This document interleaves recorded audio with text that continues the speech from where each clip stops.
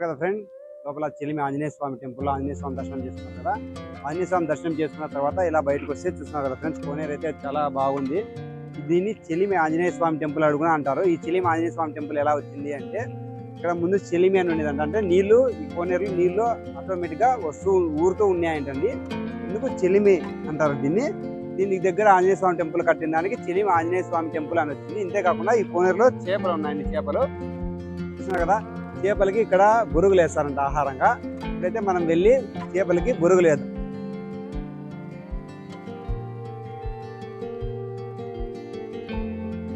చూడండి ఫ్రెండ్స్, చూస్తున్నారు కదా, ఒక్కతో చూడండి చేపలు ఎలా వస్తాయో. చూడండి ఎన్ని చేపలు ఉన్నాయో. వీటికి బురుగులే ఆహారం అంట. బురుగులు చూడండి,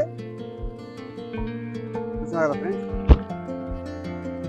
చూడండి ఒక్కతో చూడండి ఎంత బాగా చక్కగా వస్తాయి. మీరు కూడా అంతే, ఎప్పుడైనా ఈ టెంపుల్కి వస్తే కంపల్సరీగా ప్రతి ఒక్కరు మీరు ఎప్పుడైనా కానీ వస్తే వీటికి ఆహారంగా బురుగులు తెచ్చి వేయండి, మీరే వేయచ్చు.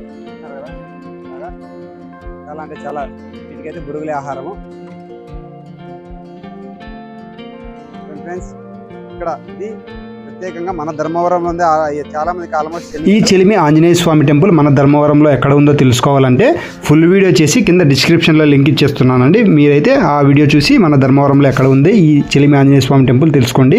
ఇంతేకాకుండా మన ధర్మవరమే కాకుండా చుట్టుపక్కల ప్రతి ఒక్కరూ కూడా వెళ్ళి చూడవలసిన టెంపుల్ అండి ఇది. జై శ్రీరామ్, జై జై శ్రీరామ్.